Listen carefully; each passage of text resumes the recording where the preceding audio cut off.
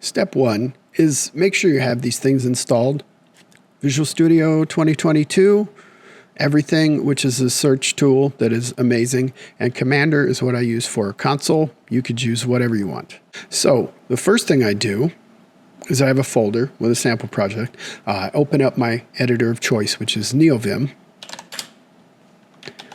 And here is our project. We have a main.c, which we're going to compile. So how do we compile this? What do we do? Well, we're going to write a batch file. Now, before you go all crazy saying you should use a build system, no, I don't want to. Look at this. CMake, Gradle, Make, CLion, Fast Build, Maven, Premake, MS Build, Ninja, Mason, Scott. Well, I already don't care. At work, you're going to use whatever you use. Work tells you what to do, and it's basically going to be set up already. I'm doing my own stuff on the side. I want as little hassle as possible. I want everything to work. I want to know every single thing that my program is doing. The dogs are being very quiet. I suspect they're being bad. We must go check on them. So we're not going to use a build system. We're just going to make a batch file, and it's super easy. CL is the name of the Windows compiler, and then main.c. And that's it. For now, that's all we need to do. So here we go back to our console and we type build.bat. And what happens? Nothing. CL is not recognized. The reason is because it has to be in the path. And it isn't in the path in this. So this is where it requires a little bit of knowledge and a little bit of everything. VC vars 64.bat. We use everything to find it.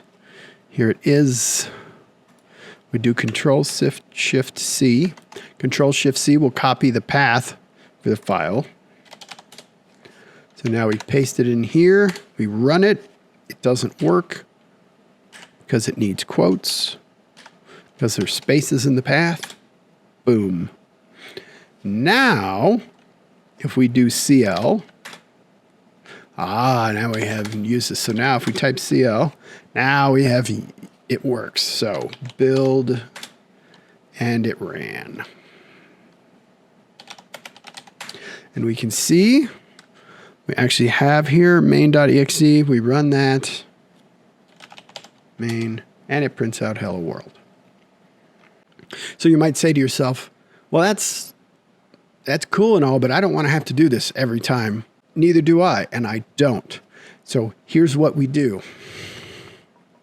So I've created a very simple file called startup.bat. So this gets run whenever we code. We sit down, we click on our icon to start up our console, and this just gets run. How does that work? You can create a new console, and you have all these startup commands.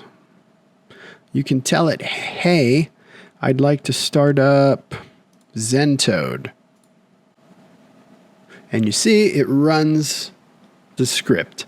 And that's because if you look at the Zentoad task, this gets run.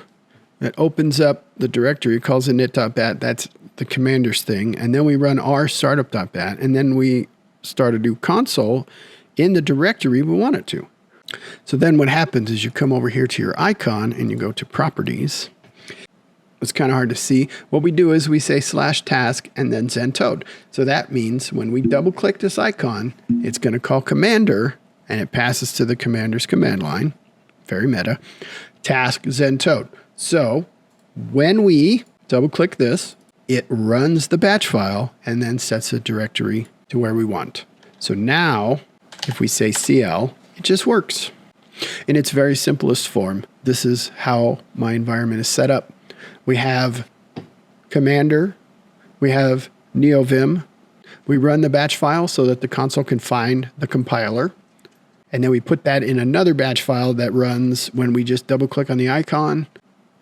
Then we added the task to Commander, then in the shortcut we set the task name so it runs, and now we don't have to remember any of that. We just double click on the icon and we start a project. When we have a new project, We just cut and paste the icon. We make a new task. We call it a new thing. We make a new folder. We set all that stuff up. And then we've got a new project. It's really easy to start a new project. Maybe that's a bad thing because I start a lot of projects without finishing them.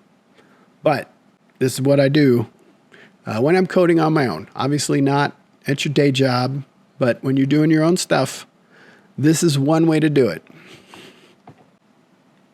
Thank you for joining me. Stay tuned as I take you deeper into the wonders of coding, sharing tips and insights along the way. Don't forget to like, subscribe, and join me on this exciting adventure.